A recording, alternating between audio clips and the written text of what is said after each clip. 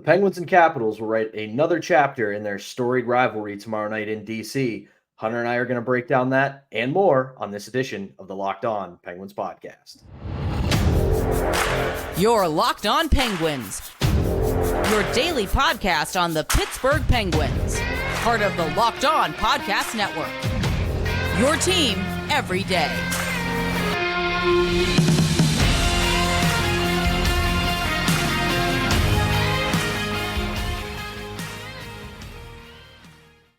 Welcome back in, hockey fans, to another edition of the Locked On Penguins podcast. I am one of your hosts, Patrick Damp. You can follow me on Twitter at synonym4wet. Joined as always by my esteemed co-host, Hunter Hodes. You can follow him on Twitter at Hunter Hodes. You can also follow the show's Twitter at LO_Penguins. Before we get going today, we got to let you know that this episode is brought to you by FanDuel Sportsbook, the official sportsbook of Locked On. Make every moment more right now. New customers can bet $5 and get up to $200 in bonus bets guaranteed. Visit fanduel.com/lockedon to get started. So, as always, we thank you for making this your first listen or watch of the day. You can find us on YouTube or wherever you get your podcasts. And we're recording this at about 4 o'clock on Thursday. And tomorrow night, we get to watch what I'm dubbing to be the AARP Cup, as two old storied rivals are going to go up against each other in Washington, D.C., in Sidney Crosby's Penguins, as well as Alex Ovechkin's Capitals. And I will say, jokes aside about these two teams being in the twilight of probably the best eras of both franchises, this is going to be a bit of an odd one for the Penguins, because tomorrow night, when they head to DC and they drop the puck at 7:30, that's going to be not only the Capitals' home opener, it's going to be their season opener. So that could be something that works against them tomorrow night, because Caps have had essentially a week since the end of the preseason. They're playing their most fierce rival on home ice to start a season. And if there is one thing that both of these teams right now have in common, it's that everybody's starting to write the retrospective. Washington Capitals, man, the Alex Ovechkin era, what a time it was. They finally break the curse and get over the hump in 2018. They have the greatest goal scorer in the history of the game in Alex Ovechkin. And everybody's talking more about what they've done and whether or not Alex Ovechkin will break the goals record, rather than can this team make the postseason and maybe make another run to the Stanley Cup. So, Hunter, when you look at this roster, what are you seeing? Is this a team in the Metropolitan Division that could sneak into the postseason? I think if everything goes right for them, they can definitely sneak in to the playoffs this year. I think especially their top six has to perform. And this is especially a big year for Evgeny Kuznetsov. You know, there's been a lot of talk about him. Trade rumors, I think, especially for the last year or two, had that bombshell of an interview. I believe it was in Russia about a few weeks ago, where a lot of stuff came out. This is a big year for him. And if he doesn't perform that well, I think he could find himself out of Washington after this year. You discussed about Alex Ovechkin. He is the greatest goal scorer this league has ever seen. I'm sorry to you, Wayne Gretzky. I'm sorry to you, Mario Lemieux. It is Alex Ovechkin, and then it is everyone else. His numerous 50-plus goal seasons stand out above the rest. He is still performing at this level despite being 38. And did you know that he was 38 before I just said that on this show? Because it's crazy that he is. No, I know he was a little bit older than Sid, but knowing I know it's not that much, but it's still like I thought they were mostly the same age, but still. Also, for the Kuznetsov thing, I think a lot of that was he just didn't like Laviolette, and now with Spencer Carberry in as the head coach, he's probably a little bit happier. So we'll see what happens with that. But yeah, I mean, you look at this roster, and the guy who I'm keying on more than anything, Connor McMichael. He's a 22-year-old, and he's pretty damn good for a 22-year-old. And if there's one thing this roster has, I would say, a little bit over the Penguins, is they've got some youth. There's Connor McMichael, there's Sonny Milano, and there's a guy like Rasmus Sandin on the back end who's he's not older, but he's, a youngish player. So maybe this team having a little bit of an infusion of youth could help them in the Metro Division. Obviously, we love Kyle Dubas on this show. He will be regretting that Rasmus Sandin trade. I don't know what he was doing there. Sandin can play. He has really good underlying numbers. It's no surprise that he's playing in their top four to start the year. It's no surprise that he's playing on the top pairing with John Carlson. And I think having Carlson for hopefully a full year for them will be big, because when he went out last year, I think the Caps kind of went out with him. And I like the point that you brought up with Peter Laviolette. He just wasn't a good fit for them, just stylistically. He likes to preach a lot of defense with his structure. The Capitals are not really going to play that kind of structure. Let's be real here. With the top six they have, and we haven't even gotten to TJ Oshie, who feels like he scores every game against the Penguins in that same spot, 15 to 20 feet away from the net. You have Tom Wilson, also, who I'm sure lives rent-free in some Penguins fans' heads still, but he hasn't done anything bad in the Penguins, I feel like, in at least a few years now. Knock on wood, at least. Let's hope nothing bad happens in this game. But there is still quite a bit of talent, I feel like, on this team. Another player who I don't think you brought up that I think could play in this game, Matthew Phillips. That was a sneaky good addition that the Capitals made over the summer.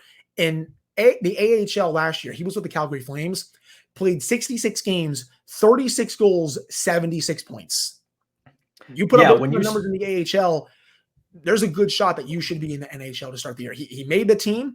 Curious to see if he played, because it's not clear right now if he's going to be getting that spot over Anthony Mantha, and I don't really think Anthony Mantha is that good, but he can definitely play. Then, of course, Dylan Strome, too. He's on a steal of a contract right now. He had 23 goals, 65 points, 81 games last year. The Penguins are going to have to be on high alert for him. Yeah, and when you put up those kind of numbers in the American Hockey League, those are numbers that jump off the page, because 20, 25 goals, 40, 45 points, it's not nothing. But when you start getting to that 30 or more goal range, 70 or more points range, that goes into the level of domination, especially in a league where it's not like the National Hockey League where you play you have a chance to play on all 7 days of the week. Chances are in the AHL, you're playing on Friday, Saturday, or Sunday, with the occasional Wednesday sprinkled in. So that's an impressive feat in a league where you play a lot of games in a short amount of time. So yeah, I agree. That's another player that the Penguins, if he goes into the lineup tomorrow night, are going to have to keep an eye on.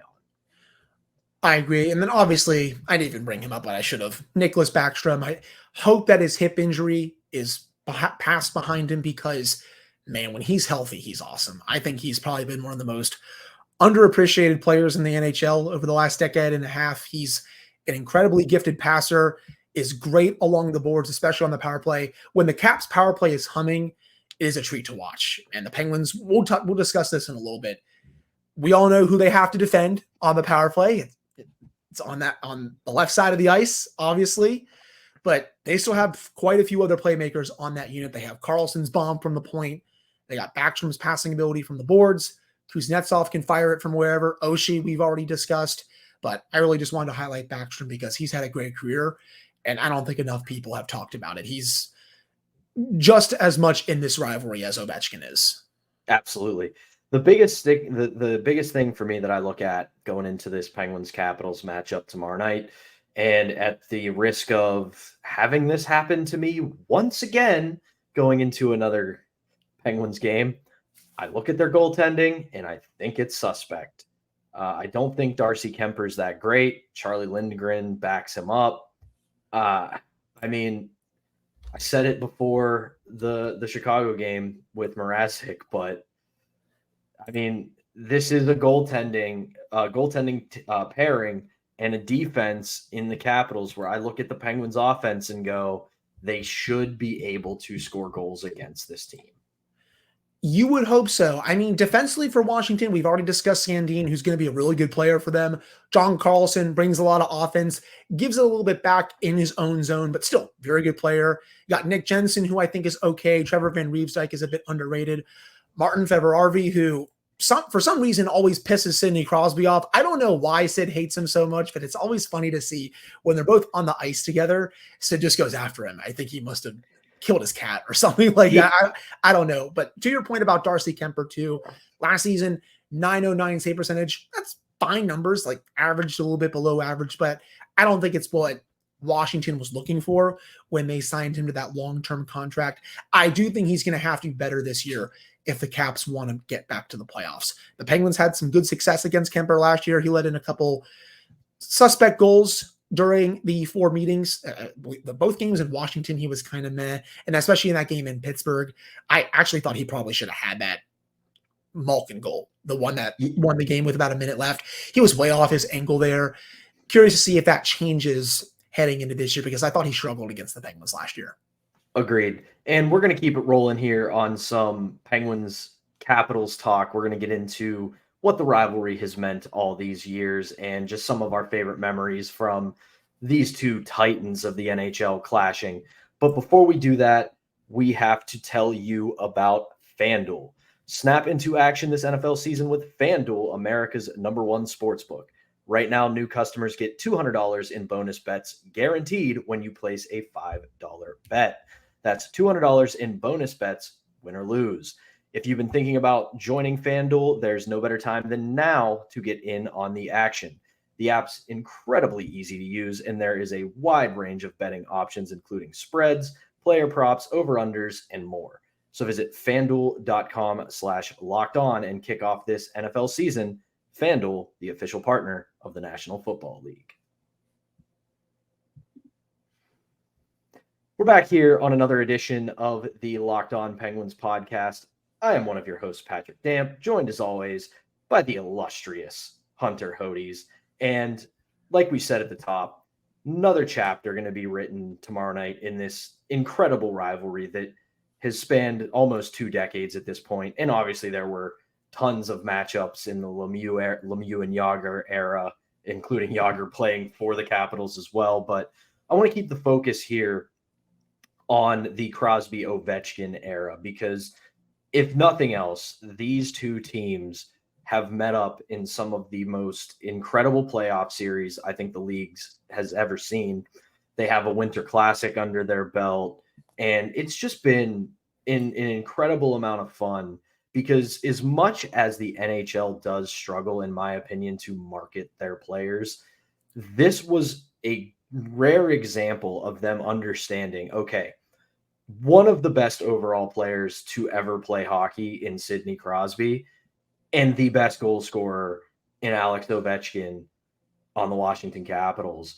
And not only are they in the same conference for the majority of their careers, they've been in the same division. So I know what mine is. I'm going to let you cook for a minute. What is your favorite Penguins Capitals memory so far? See, it's close, because obviously the Nick Bonino one stands out above all else, ending the series in 2016, sending the Penguins to the Eastern Conference Final against the Tampa Bay Lightning. And I probably will say that is my favorite moment. I would have the 2009 Game 7 right below it, kind of like a 1A, 1B thing, because the Penguins absolutely blew the doors off the Capitals right after Marc-Andre Fleury robbed Alex Ovechkin just to start the game. That save will forever live in my head. If the Ovechkin scores there, it's a potentially completely different game. But 2016, the way just that game unfolded, Penguins go up 3-0. You think, oh, this is going to be an easy third period. And then you get one penalty. Then you get a delay of game penalty. Oh, and then someone else takes another delay of game penalty. And it's like, what is going on? 3-1, 3-2, 3-3. Heck, the Penguins, I felt like at times were struggling just to get that game to overtime after the Caps tied it with how great their power play was. And then Nick Bonino just breaks their fans' hearts in the overtime. It was just a instant classic of a game. And I remember that whole series. I was a senior in high school that year. And there was obviously some trash talk. I mean, I've known quite a few Caps fans for a very long time. I've lived in Virginia for 20 years before I moved to Pittsburgh. And so there's quite a few trash talk during the middle school days. Then it goes over to high school. And this was my final year of high school. And so I want all the Penguins to send them out on a sour note, right? And that series starts, Caps win game 1, and I had people come up to me. I'm like, okay, you'll see just how good this team is. Penguins win the next 3. I went up to them, didn't really say much because I don't want to jinx it. And they started getting a bit nervous. And then after game 6, I kind of let them have it a little bit. But that's definitely my favorite memory of the rivalry. But that 2009 series was also just absolutely electric. The dueling hat trick game, I'll always remember. Chris Letang's game winner in game 3 to save that series for the Penguins, because they lose that game, the series is over. Heck, even 2017 in Washington, the way they just, what's the word I'm looking for, in the third period, where they suffocated them. There we go. Oh, yeah. Them in that third period, didn't allow Washington to do much of anything after surviving that storm. So many to think about, but I will still say 2016 Game 6 is my favorite one. It's funny you say that, because two things on that. One, funny that the second ever playoff meeting between those two was your senior year, because 2009, that was my senior year. So it's my conspiracy theory, and I know nobody involved will ever admit it if it's the case, but I will go to my grave believing after they confirmed the Nick Bonino goal, because game-winning goal kind of thing, they always review it just to make sure regardless.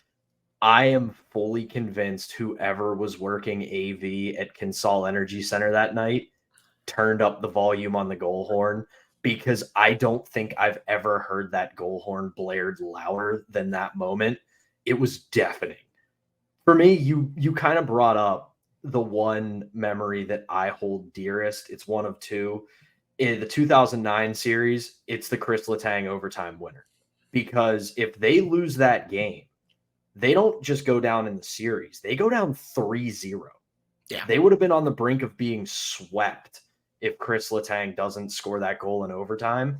And it completely shifted the momentum of the series, because people forget, great as that series was for the Penguins and as back and forth as it appeared, the Capitals dominated the first two games. Yeah. And they dominated most of game 3 as well.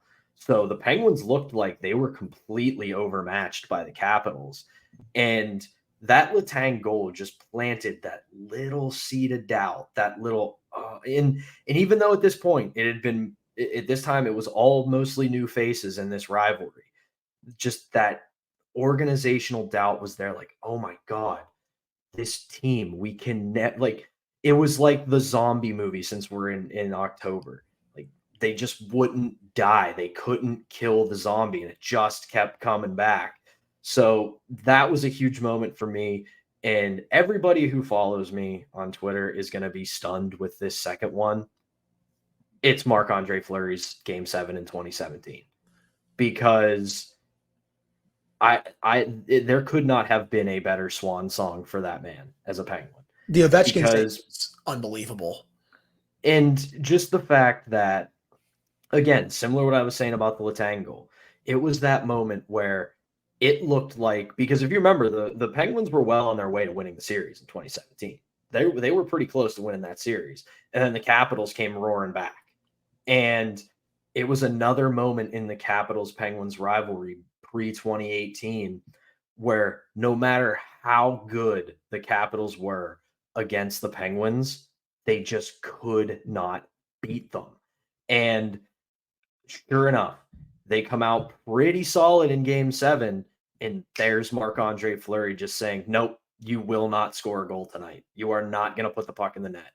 And we're once again going to knock you out of the playoffs. And I will never forget, because it was in a highlight package at the end of that postseason, one of the best broadcasters in the history of the sport, Bob Cole for CBC up in Canada, as soon as the buzzer sounded, he just went, and the Washington Capitals fail to make it past the second round again.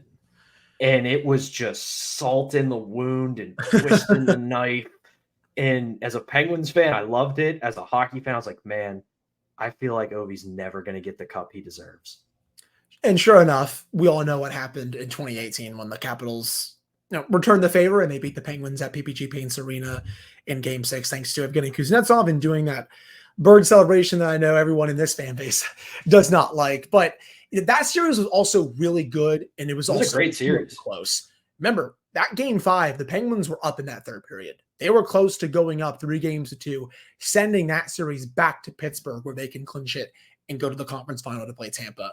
But when they lost that Game 5 to Washington, I was like, okay, this actually might be different, because usually that would be the kind of game that the Caps would lose considering how the Penguins are playing.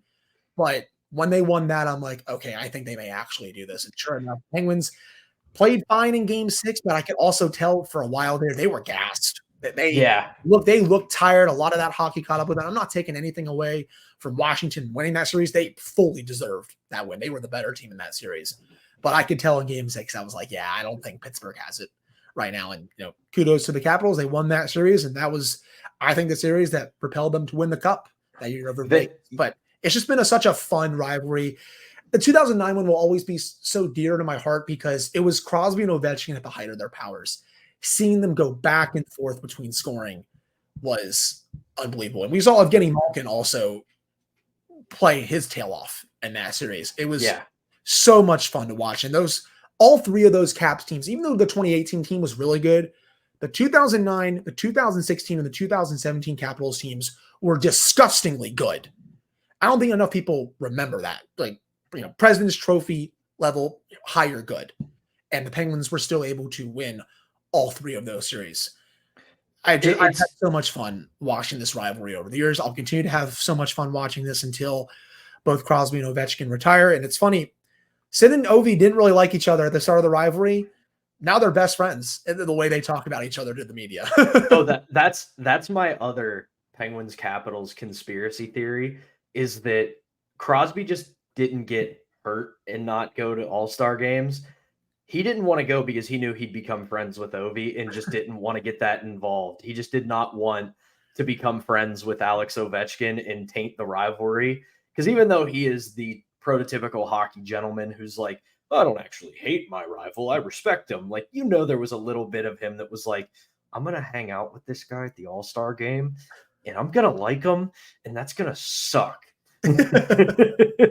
So that's going to do it for us waxing poetic about the Penguins-Capitals rivalry. When we come back for the final segment, like we said the other day, yes, Chicago is only one of 82, but you can always tinker and make some changes with your lineup moving forward. We'll talk about that right after this. But first, we got to tell you about Sleeper. The NHL season is finally here, and will the Penguins have the season we've been waiting for since 2017? I love the NHL. Hunter loves the NHL. You love the NHL. That's why we do this. And I would like to tell you about the Sleeper app. The Sleeper app is the official daily fantasy app of Locked On NHL Network, and it's my go-to for daily fantasy sports, especially daily fantasy hockey. With Sleeper, you can win 100 times your cash on daily fantasy. For someone like me who isn't all that great at season-long fantasy, ask anyone who has podcasted or blogged with me. They'll tell you, don't invite me to your fantasy league. I'm terrible. So Sleeper is made for somebody like me. You can take all kinds of players. You can have daily fantasy across all leagues, including the NFL, NBA, MLB, college football, and more on Sleeper. You have group chat. So if you're going up against some of your buddies, you can give them a good ribbing if you're beating up on them. The NHL today has never been more exciting than it has been with players like Crosby, Ovechkin, and now McDavid, Matthews, Connor Bedard, and so many more. Just pick more or less on stats for these stars like goals, assists, saves, plus minus, and more. And you heard me, Penguins fans, 100 times your payout on Sleeper. So start paying attention and get your picks right, and you could win big. Use promo code LOCKEDONNHL, and you'll get up to a $100 match on your first deposit. Terms and conditions apply. That's LOCKEDONNHL. See Sleeper's terms of use for details. We're back here on the Locked On Penguins podcast, and we're going to finish up today's episode with kind of more of a overall look at the Penguins as they head into a back-to-back this weekend with the Washington Capitals and the Calgary Flames. Now, we talked about it after the home opener. 1 of 82, no reason to light our hair on fire just yet or start ringing alarm bells, but doesn't mean you can't make some changes. And I would say one of the first things I want to see this team do more than anything is play a little bit differently systematically. They are an older team. They still have speed. They still have skill, but not as much as they used to. It's not 2016 anymore. Right. We talked about this in the home opener recap. We saw a lot of it, especially with, and I hate to single them out because I'm a fan, in Brian Rust. A lot of moments where him and a few others would carry the puck through the neutral zone, get to the blue line, and try to beat 3 guys at once rather than chipping the puck in, going to work, getting the puck, and establishing possession, whether it's the cycle, whether it's just getting guys open in front, anything like that. So for me, when I watch the next 2 games, especially because they're playing a back-to-back, granted, it's Washington, it's Pittsburgh to DC, then DC back to Pittsburgh. They're not going on any big swings, real easy trip. Back-to-backs, you have to play simple. You have to play very simple hockey because you're going to play 2 games in 24 hours, and that's taxing no matter if you're an elite athlete or if you're a goofball like me who played college club hockey.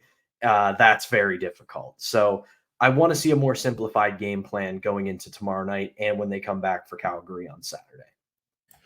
Right. I would agree with that. And as I didn't mean to interrupt you while you were cooking there, but yeah, I mean, it's not 2016 anymore. It's not also 2017 anymore. You're not going to, what's the word I'm looking for here? They do have speed and skill, but it's not as much as they did at that point. You have to adapt. I think that's the word I want to use to where your team is now. They're a bit older. Yes, again, they can still skate pretty quick. They still have a lot of skill, but you're going to have to slow things down a little bit. I know the Penguins aren't built to win some of these 2-1, 3-2 games. They're built to win a lot of the 4-3 games, the 5-4, heck, even 7-6, 8-7 if we get some of those this year.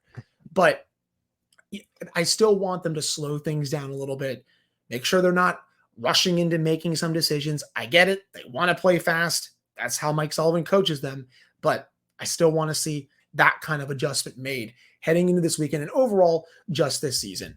If we're talking about adjustments, though, for this game, I want to see the defensive miscues cleaned up in their own zone. I want to see, especially with that 3rd goal for Chicago, Ryan Graves, we discussed it on the Wednesday show. It's got to be better with his stick there in that situation. He was kind of caught in no man's land. He's got to work on that a little bit. I want to see Marcus Pettersson learn to box out some other players in front of the net. He did not do that good of a job on Ryan Donato on Tuesday. I mean, if he's out there against players in the Capitals' top 6, namely Tom Wilson, that might not be a battle he's going to win, especially if you can't beat out Ryan Donato. Tom Wilson is one of the best power forwards in the league. He'll score quite a few more goals this year. Contract's a bit much, but he's still obviously very, very good. That's something I'm looking for this game. I'm not super worried about the power play just yet, Pat. I still want to make sure that they're not being pushed to the perimeter overall. And then for the penalty kill especially, I wanted to say this until now just for changes. I do want them to get a little more aggressive against Washington. I understand you don't maybe want to overdo it because you know who is on the left side of the ice with Alex Ovechkin with his beautiful one-timer. They're going to cheat over there a little bit, but you're still going to have to be aggressive with John Carlson at the point because he can really boom it. Backstrom, very good passer. He can thread it to anyone. Kuznetsov is a great passer and a great shooter. And then we've already discussed Oshie and all that good stuff. So PK, I know I dumped on it a little bit during our last episode, even though they went 4 for 4, but this is going to be a much stiffer test for this one. And a change, again, I'd like to see is them being more aggressive and please not allowing free zone entries with the talent that Washington can put out there on their power play. Yeah, and speaking of that, I would like to see, since we saw it on Tuesday, I would like to see Chris Letang on PK1. If you're not going to put him on the top power play, when you give Chris Letang a singular defensive mission, go out, cover this guy. We saw it on Tuesday against Bedard. He, other than an assist, and yeah, I know he got a bunch of shots on goal, but most of the time, Chris Letang was covering Connor Bedard, and he rendered him not ineffective, but minimized him. Yeah. So tomorrow night, first power play unit, penalty kill unit, Chris Letang. Do not let Ovechkin score from the Ovechkin spot. Get in his face. Put him under pressure. Don't let him do what he does. And in that regard, I also would like to see at some point this weekend, if they have the ability to do it, it's time for Big Z. He did way too well in training camp to be sitting in the minors. I don't think it's that big of a deal for him. I think he is an effective player. He's got the right attitude. It doesn't matter where he is, but the kid earned time to play in the National Hockey League, I think. And I'm still a little stung that they sent him down. I'll hold my thought on that, but I agree overall with what you said about Letang on PK1. Just have him cheat a little bit over to Ovechkin, not all the way, because you have other players on the ice that you're going to need to defend against on Washington's power play, but you still got to cheat over there at least a little bit, considering that's his office, and he scores quite a few power play goals from there. As for Big Z, I am still a bit surprised that they haven't made another roster move after setting this roster. They came into the season 12-8-2. I'm surprised, for example, John Ludwig is still on the team. I thought he would kind of be sent down to Wilkes-Barre by now and maybe redeems a Hornet, gets called up so you can do 13 forwards, 7 defensemen, and 2 goalies because, God forbid someone gets hurt. They will have to call up another forward, and I do think it will be Big Z. I agree overall. If I were Mike Sullivan, I would have him in the lineup for this game. Now, who would I take out? It's hard. Maybe Jansen Harkins, just because I didn't think he was that good in the first game, but I also don't know if I would want to mess up his confidence, at the same time, because, a player who doesn't have a lot of NHL games under his belt, you really need to see what he has. But the same can be said with Hornet. You need to see what he can do at the NHL level, and in a small sample size so far, it's been pretty solid. He played too good during camp in the preseason to be sent down to the AHL. If I were Mike Sullivan, I would make that call up, or Kyle Dubas, whatever. I know it's a group effort here, people, but if I were both of them, I'll say that I would maybe send Ludwig down to get minutes in the AHL, especially if he's not going to play at the NHL level, and then call up Big Z, put him in for Harkins at least for one game to see what he can do. And maybe you can kind of use that as a rotation throughout the year, because I think that 12th forward spot, it's not set in stone. I think it's going to be a competition throughout the entire season. So overall, I agree. It is a bit weird that they haven't really made another roster move, but I hope it does happen at some point. Agreed. Penguins Capitals tomorrow night, 7:30 p.m. in DC. You're going to have to be on stream to catch this one. It's ESPN Plus and Hulu. And we will be back tomorrow with a late night recap of that one and previewing when the Penguins come back to take on the Calgary Flames at PPG Paints Arena on Saturday night. Thank you so much for listening to this edition of the Locked On Penguins podcast, and we will talk to you tomorrow.